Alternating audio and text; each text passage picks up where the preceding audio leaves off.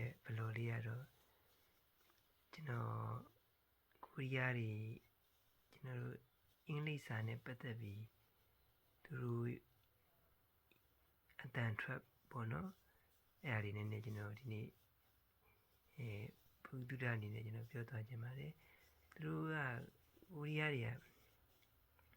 အင်္ဂလိပ်အတန်ထွက်များသောအားဖြင့်သူတို့ကဥတို့စုတို့အဲ့လိုမျိုးတချောင်းငင်တန်းတွေသူကပေါင်းတာများပါတယ်သူတို့ကိုရီးယားတွေလေကျွန်တော်တို့ဥပမာ safety လုံခြုံရေးဆိုရင်သူတို့ပေါင်းတာ safety အဲ့လိုမျိုးသူတို့စလုံးကသူတို့ပေါင်းတယ်ဥပမာ white ကျွန်တော်တို့ဇနီးမယားပေါ့ white ဆိုရင်သူတို့က white fruit သူတို့ကအဲ့လိုမျိုးအသုံးလုံးသူတို့ကအဲ့လိုပေါင်းတာပေါ့နော်နောက်တစ်ခုရှိရကျွန်တော်တို့ ice cream ရေခဲမုန့်ဆိုရင် ice cream သူတို့အဲ့လိုမျိုးစု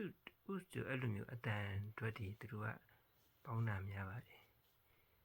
ကျွန်တော်တယောက်တည်းအမြင်နဲ့ပြောရရင်သူကဟိုဘက်ဂျပန်တို့ဘာလို့ねဟိုနည်းနည်းနှီးနွယ်တယ်ထင်တာပဲကျွန်တော်တို့ဒီနောက်ကဥတို့စုတို့အားရတဲ့စကားလုံးတွေကြတော့ပြသူကအင်္ဂလိပ်အတန်အတွက်ကြတော့ကိုရီးယားတွေကျွန်တော်တို့မြန်မာလူမျိုးတွေနဲ့ဆိုင်နည်းနည်းအင်္ဂလိပ်တန်အတွက်ကြတော့မကောင်းဘူးလို့ပြောရမလားမသိဘူးနော်ကျွန်တော်တို့ငပိတန်ကသူတို့ကင်ရှိတန်တဲ့နည်းနည်းကျွန်တော်တို့တာမယ်လို့ထင်ရပါတယ်အင်္ဂလိပ်စာကြတဲ့ကိုရီးယားတွေနည်းနည်းသူတို့ဘယ်လိုပြောရမလဲမကောင်းဘူးပြောရမှာပေါ့နော်အင်္ဂလိပ်စာကြတော့ဘာဖြစ်လဲဆိုကျွန်တော်တို့ကျွန်တော်ဒီဟိုပါပေါ့ကျွန်တော်လုပ်ငန်းခွင်ထဲမှာဆိုရင်ကျွန်တော်တို့ဖိလစ်ပင်နိုင်ငံသားချီတယ်ပြီးတော့စက်ရုံထဲမှာအဲ့ကာကြီးသားတွေနဲ့ကျွန်တော်တို့ရည်စရာလေးပေါ့နော်ဒီကိုရီးယားအဲ့သူတို့ကဒီအင်္ဂလိပ်အခရာတွဲပေါ့ကျွန်တော်တို့စနစ်ဆိုရင်အင်္ဂလိပ်လိုဆိုရင်ကျွန်တော်တွဲဟိုမှာသူတို့ကတွဲလို့အတန်မထွက်တတ်ဘူးကိုရီးယားလူမျိုးတွေရည်စရာလေးပေါ့ကျွန်တော်တို့ပထမတစ်ယောက်က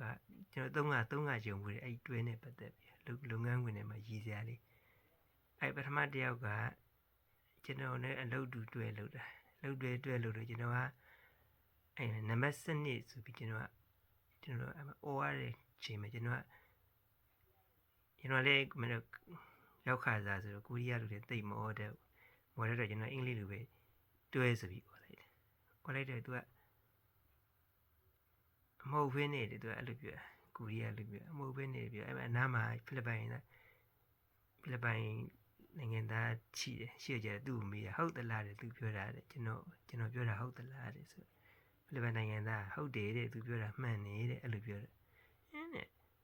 ဘာလို့အဲ့လိုဖြစ်တာတော့ပြန်မေးရဖိလစ်ပိုင်နိုင်ငံသားဘာလို့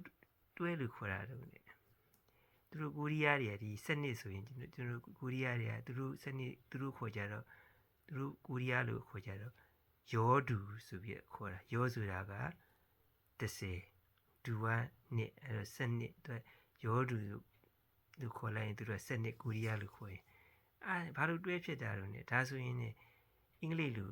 တန်တူးမဟုတ်ဘူးလားတဲ့သူအဲ့လိုမေးတာပြန်ပြီးတန်ဆိုတာ10ပေါ့တူးဆိုတာနှစ်အဲ့တော့သူတို့လူပဲသူဘာသာတိုက်ရိုက်ပြန်လိုက်တာပေါ့တန်တူးမဟုတ်ဘူးလားတဲ့ဘာလို့တွဲဖြစ်တာတော့ကျွန်တော်နဲ့ဟိုကနေဖိလစ်ပိုင်နိုင်ငံသားနဲ့မရှင်းပြတတ်တော့နှစ်ယောက်သားကြည့်ပြီးရည်နေကြအဲ့တယောက်ပေါ့နော်သူတို့တွဲကိုသူတို့မခေါ်တတ်ဘူးတွဲကိုမခေါ်တတ်သူတို့တော့မဟုတ်ဘူးလားတဲ့တန်တူးမဟုတ်ဘူးလားတဲ့သူတို့အဲ့လိုပြမဟုတ်ဘူးလို့တွဲလို့ခေါ်တယ်ကျွန်တော်တို့ကပြောပဲဘာလို့အဲ့လိုခေါ်ရလဲကျွန်တော်လည်းမရှင်းပြတတ်ဘူးနောက်တစ်ယောက်ကကျတော့သူကအဲ့ဟာကိုသူကတွဲကိုသူကအဲ့လိုမျိုးစကားပြောရင်းနဲ့စကားပြောရင်းမဲ့တက်ကနေမဲ့အဲ့လိုပဲတွဲပြောရတဲ့နေရာပါလာတော့အဲ့မှာသူကပြောလိုက်တာ11ဆိုပြီးပြောလိုက်တာခုနလိုပဲကျွန်တော်နဲ့အဲ့ဖိလစ်ပိုင်နိုင်ငံသားနဲ့အတူတူရှိနေနှစ်ယောက်လုံးကတော့သူပြောတဲ့11လို့သူပြောလိုက်တယ်ပဲတွဲကိုပြောနေမယ်နှစ်ယောက်လုံးကကျွန်တော်တို့ကသဘောပေါက်တယ်ကျွန်တော်တို့ကကြည့်ပြီးရည်နေပြီးတော့ကျွန်တော်တို့ကတွဲလို့ပြောရတော့ရ အတွက်ဘာမှတော့မပြောတော့သူကကျနည်းနည်းလူကြီးပိုင်းဆိုကြတော့ခေါင်းဆောင်ကလူကြီးပိုင်းဆိုကြတယ်ဒါပေမဲ့ကိုရီးယားလေးတိတ်ပြီးတော့ချင်းချင်းလင်းလင်းပြန်မပြောပြဘူးပေါ့နောက်တစ်ယောက်ကကြတော့သူကတွဲကို20လို့ခေါ်တယ်20 20ကျွန်တော်အင်္ဂလိပ်လိုဆိုရင်20ဆို20သူတွဲကို20လို့ခေါ်တယ်အဲ့ဒါလည်းအဲ့လိုပဲနဲ့ပြောတယ်ဖိလစ်ပိုင်နိုင်ငံသားနဲ့ကျွန်တော်နဲ့ရှိနေတဲ့အချိန်မှာပဲသူအဲ့လိုပြောတယ်အဲ့ဒါနှစ်ယောက်ကျွန်တော်တို့တယောက်တည်းကြည့်ပြီးရည်နေသူတို့ဒီအတန်အတွက်ခမှန်ဖိလစ်ပိုင်နိုင်ငံသားတွေတီးပုံပေါက်ပါတယ်ကျွန်တော်နဲ့သူနဲ့ကြီးပဲကြုံတာတော့အဲ့လိုပဲကျွန်တော်သူနဲ့ကျွန်တော်နဲ့ကြုံနေကျွန်တော်တို့ကိုရီးယားတွေရဲ့အတန်အတွက်အင်္ဂလိပ်အတန်အတွက်သူတို့ကနည်းနည်းအင်္ဂလိပ်အတန်အတွက်ကျနည်းနည်းသူတို့ကြောက်ပုံရပါတယ်ကျွန်တော်တို့ငပိညီမငပိတန်သူတို့ကင်းရှိတန်းတဲ့နည်းနည်းသားတွေပေါ့နော်အကောင့်ဘက်ကမြင်ကြည့်မယ်ဆိုရင်တော့ဒါပေမဲ့သူတို့ကင်းရှိအင်္ဂလိပ်စာမကောင်းပြီမဲ့သူတို့ကတော့ကိုယ်နိုင်ငံထဲမှာရှေ့ပြေးနေပါတယ်ဒီနေ့ကတော့ဆက်မိရလေးပေါ့ဆက်မိလို့ဒီအင်္ဂလိပ်စာနဲ့ပတ်သက်ပြီးတော့ကိုရီးယားရဲ့အတန်ထွက်ပုံလေးကိုဒီနေ့တော့တင်ပြသွားတာပါအလုံးမဲ့ကျမ်းမှချမ်းသာတော်မူကြပါစေ